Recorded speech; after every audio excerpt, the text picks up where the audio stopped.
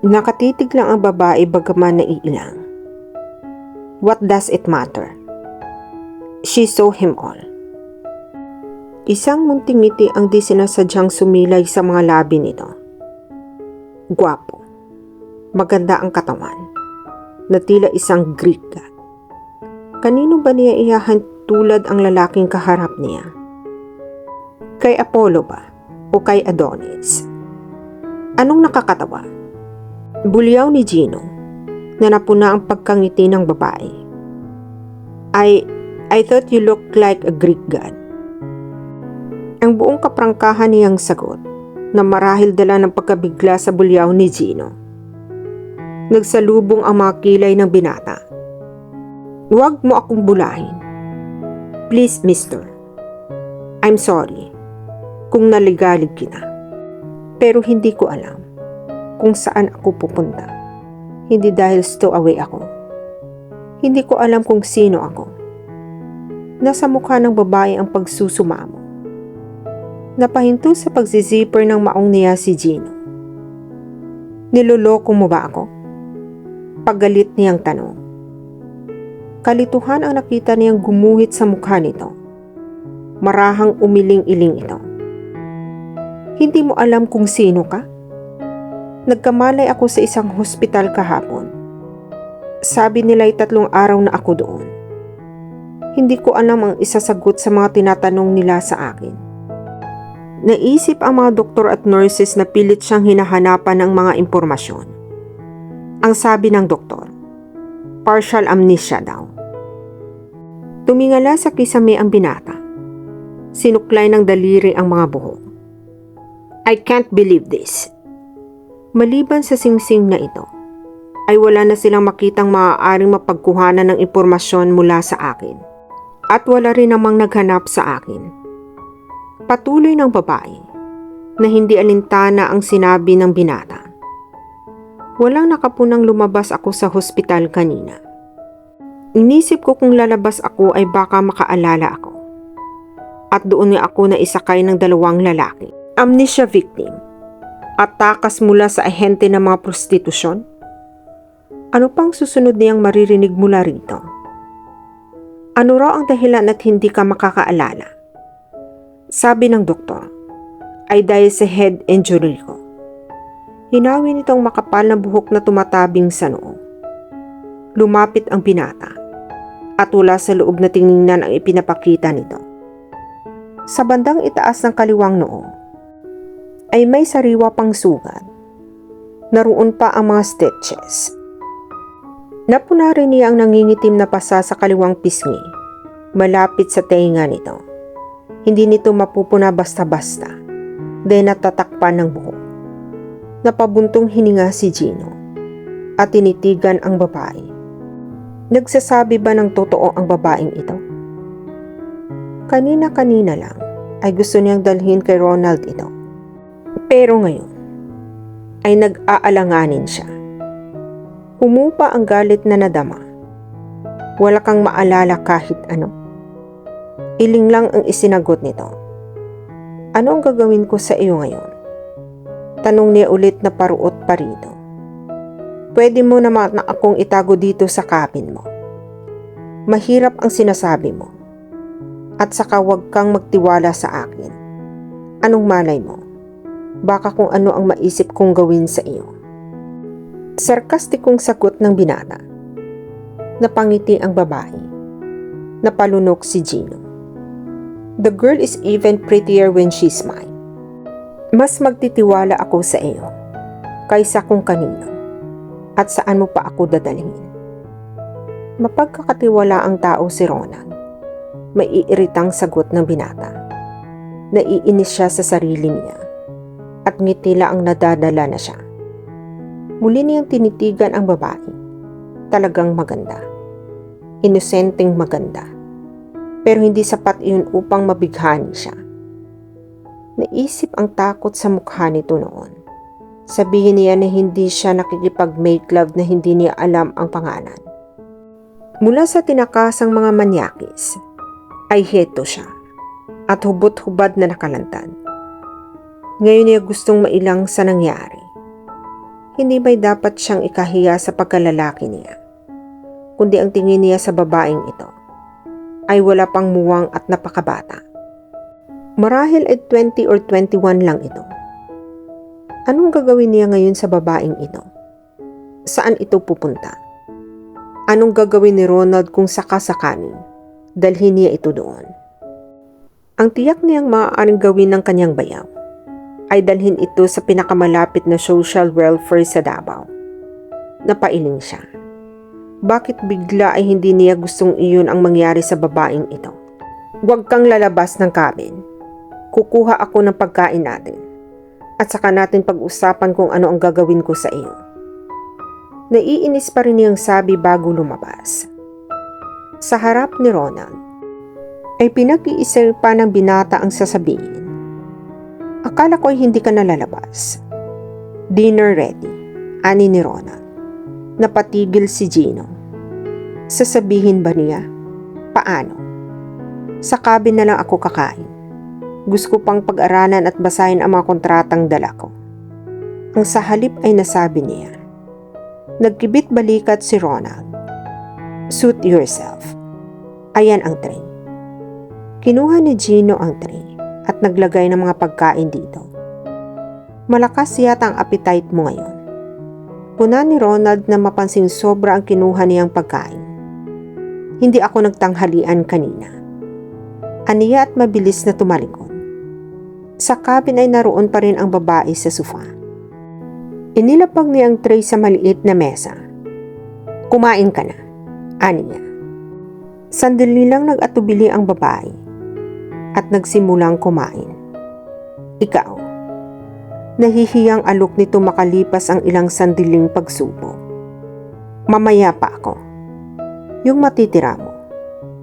Pinanood niya ang pagkain ng babae at napansin niyang gutom na gutom ito. Pero hindi pa rin naaalis ang pinong kilos at paraan ng pagkain. Sino ang babaeng ito? Taga saan ito? Ang kutis bagamat morena at makinis. May pinong balahibo ang mga braso. May magagandang pares na binti. Isa sa mga weaknesses niya iyon. Muling bumalik sa mukha ng babae ang tingin niya. Parang nililok ng master sculptor ang mukha nito. Wala kahit pulbo. Natural na natural ang ganda. Ang buhok nito ay parang gusto niyang suklayin ng mga daliri niya. Naramdaman ng babae ang masusing pagtingin ng binata na self-conscious ito at tipid ng ngumiti. Salamat. Tapos na ako. Ikaw naman. Wika nito pagkainom. Kumuha ng isang hiwa ng manok si Gino at dinala sa kinauupuan niya. Anong gusto mong itawag ko sa iyo? At least hanggang narito ka. Malungkot na tumanaw sa porthole ang babae. Pumikit na tila pilit hinahagip sa isip ang nakaraan. Naawa ang binata. Lani ang pangalan ng kapatid kong bunso. Ang asawa niya ang kapitan nitong barko. Ibahin natin. Lian. Gusto mo ba iyon? Lian? Lian. Marahang bigkas ng babae. Lian kung ganoon. Pagsang-ayon nito. 4:00 pa lang ng madaling araw ay gising na si Gino. Kung tutuusin, ay halos wala naman siyang itinulong. Sa kama niya pinahiga si Lian at sa sofa naman siya pumesto. Sa laki at taas niya ay hindi siya kumasya. Maghahating gabi na nang maidlip siya at muling magigising dahil hindi komportable. Sa namamanaag na liwanag ng ilaw sa labas, ay natatanaw niya ang dalagang natutulog. Ipinagamit niya dito ang t-shirt niya at dahil malaki siya, ay halos umabot sa tuhod ni Lian ang t-shirt. At ngayon nga, ay nakalantad sa kanya ang kagandahan nito na nakalatag sa higaan niya. Nababalisa siyang hindi mawari. Maliban sa isang babae, ay walang ibang nagparamdam sa kanya ng ganito. Si Jessica. Sumagi sa isip niya ang mapait at matamis na kahapon.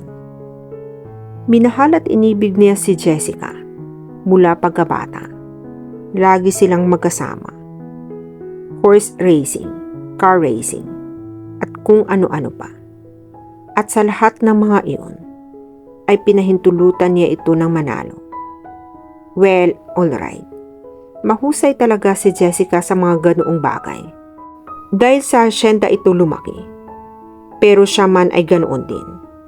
At kung ginusto niya, ay kaya niyang talunin ito sa lahat ng mga pinagsalihan nila. Pero gusto niyang makita ang satisfaction sa mukha ni Jessica. Ang maahalakhak nito, na musika sa pandinig niya. Tuwing nananalo ito sa mga races nila. Marahil ay nagkamali siya na nagpaparaya lang siya. Sa patingin ni Jessica, ay nagiging less of man siya.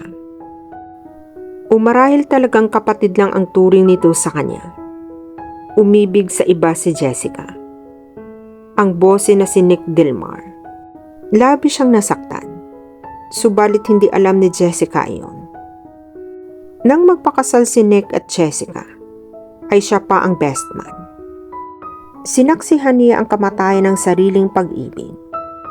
Napangiti siya sa naalala. 5 taon na ang lumipas mula noon. At wala pa ring babaeng pumalit kay Jessica sa puso niya. Maraming on and off affairs pero walang seryoso. Muli niyang tiningnan ang natutulog na si Lian. Ang mga buhok nitong tulad kay Jessica. Maputi si Jessica at morena si Lian. Halos magkasing taas pero parehong maganda sa kanya-kanyang paraan. Napapikit si Gino. Bakit nagbibigay siya ng comparison? Hindi niya kilala ang babaeng ito at kung saan ito nagmula. Tumayo siya at pumasok sa banyo at naligo. Paglabas niya ay tulog pa rin si Lian. Nagbihis siya na ang mga mata ay nasa nakalatag na kagandahan. Nakatagilid ito. Nayakap-yakap ang unan. Nakabakas ang katawan nito sa suot na t-shirt.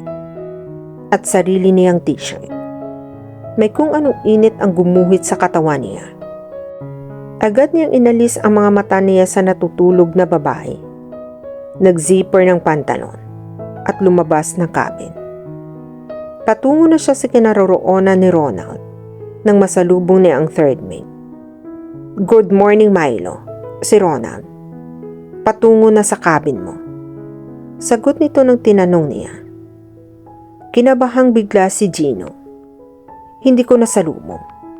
Baka umikot sa engine room. Sinabi niyang pupunta siya sa iyo." Mabilis na tinunto ni Gino ang pasilyo pabalik sa cabin niya. Binuksan ang pinto at nilak pagkatapos. Wala pa si Ronald. Nakahinga siya ng maluwag. Tulog pa rin si Lian sa pagkakataong ito. Ay nakataob sa higaan. Nakabitin ang isang kamay sa kama. Higit sa lahat, nakalilis ang t-shirt hanggang sa may panty. Napatingin sa kisame si Gino. Hindi alam ang gagawin. Ilang sandali pa, ay baka pumasok na ang bayaw. Marahan niyang niyugyug ang balikat ng natutulog. "Lian," umungol ito. "Go away." At tumihaya.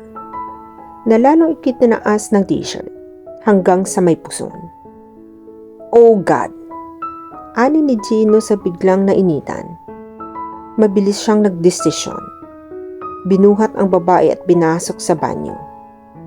Inilapag sa ilalim ng shower at binuksan ang gripo. Nagtitili ng biglang nagising si Lian. Sa kabiglaan ay napayakap sa kanya. Pati siya ay nabasa dahil hindi bumitaw sa kanya si Lian. Mali ang desisyon niya. Sa basang t-shirt ay para na rin walang damit ito. At dito na po nagtatapos ang part 3 ng ating kwento. Sabay-sabay po nating abangan ang susunod na kabanata. Be good, be safe, and God bless po everyone.